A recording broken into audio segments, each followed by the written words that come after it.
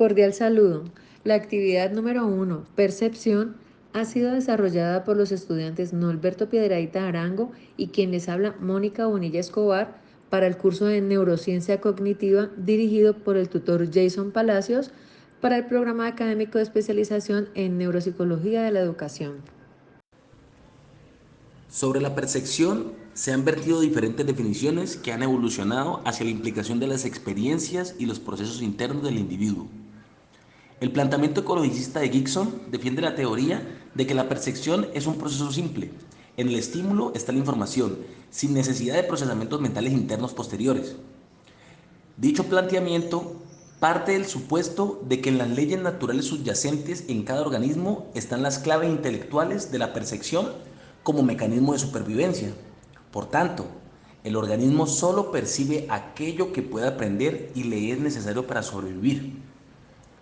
Según la psicología clásica de Neisser, la percepción es un proceso activo constructivo en el que el perceptor, antes de procesar la nueva información y con los datos archivados en su conciencia, construye un esquema informativo anticipatorio que le permite contrastar el estímulo y aceptarlo o rechazarlo, según se adecue o no a la propuesta por el esquema. Esta se apoya en la existencia del aprendizaje. Para la psicología moderna, la interacción con el entorno no sería posible en ausencia de un flujo informativo constante, al que se denomina percepción. La percepción puede definirse como el conjunto de procesos y actividades relacionadas con la estimulación que alcanza los sentidos, mediante los cuales obtenemos información respecto a nuestro hábitat, las acciones que efectuamos en él y nuestros propios estados internos. Transducción. Es la primera función de un sistema sensorial que consiste en transformar una señal sensorial en una señal eléctrica dentro del sistema nervioso a través del receptor sensorial. Este receptor transmite la información referente al estímulo a la terminal nerviosa de la neurona sensorial, también llamada fibra aferente primaria, a través de una sinapsis química. Un ejemplo de transducción se evidencia cuando se ejerce presión sobre la piel y en esta acción un tipo de receptor llamado mecanorreceptor, que posee membranas especializadas, responden a dicha presión. Estas dendritas, al ser comprimidas, abren los canales iónicos cerrados en la membrana plasmática de la neurona sensorial, modificando su potencial eléctrico, y esto en el sistema nervioso despolariza la neurona. En los potenciales receptores o potenciales graduados, la magnitud varía con la fuerza del estímulo. Si esta magnitud es suficiente, es decir, si el potencial de la membrana alcanza un umbral, la neurona inmediatamente emitirá un potencial de acción. En la mayoría de los casos, el estímulo correcto, que incide sobre un receptor sensorial, impulsará el potencial de la membrana en una dirección positiva, aunque para algunos receptores, como los del sistema visual, no actúa de igual forma. Las estructuras subcorticales están representadas por un conjunto de formaciones neurales de características diversas, ubicado en la profundidad del encéfalo, entre las cuales se incluye el diencéfalo, la glándula pituitaria, las estructuras límbicas y los ganglios basales, actualmente llamados núcleos basales. Cada una de estas regiones tiene una función específica y juntas forman una red que posibilita la experiencia humana consciente y regula los procesos corporales y perceptivos. El tálamo, por ejemplo, es un área subcortical clave que actúa como una especie de estación de relevo para la información sensorial y motora, que se dirige hacia y desde la corteza cerebral. El hipotálamo regula una serie de funciones autónomas como la temperatura corporal, el apetito y la sed, así como la respuesta al estrés y a las emociones.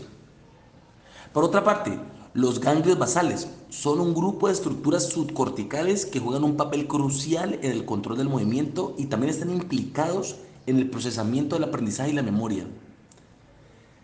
El hipocampo y la amígdala son componentes del sistema límbico que están fuertemente implicados en la memoria y las emociones. La amígdala está implicada en la generación de respuestas emocionales, en particular en la respuesta al miedo, mientras que el hipocampo juega un papel crucial en la formación de nuevas memorias. Toda la composición estructural subcortical permite la recepción de información y establecer una recepción perceptual. La corteza cerebral y el procesamiento cerebral. La corteza o córtex cerebral es la sustancia gris que cubre la superficie de los hemisferios cerebrales. Se presenta como una delgada lámina de materia gris de pocos milímetros de espesor que cubre ambos hemisferios, y es justamente ahí donde ocurren la percepción, la imaginación, el pensamiento, el juicio y la toma de decisiones.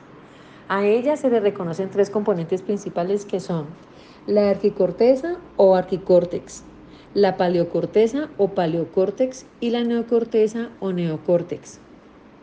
En los seres humanos, la corteza cerebral está muy evolucionada. Representa además casi el 80% del peso de su encéfalo y contiene el 20% del número total de neuronas. Por otra parte, el procesamiento cerebral se traduce a las funciones cognitivas que nos permiten recibir, seleccionar, almacenar, transformar, elaborar y recuperar la información del ambiente. Esto permite entender y relacionarse con el mundo que nos rodea. Podríamos decir que la función del cerebro, como parte del sistema nervioso central, es la de regular la mayoría de funciones del cuerpo y la mente. Esto incluye desde funciones vitales como respirar o el ritmo cardíaco, pasando por funciones más básicas como son el dormir, tener hambre o el instinto sexual, hasta las funciones superiores como pensar, recordar o hablar. Tipos de agnosia.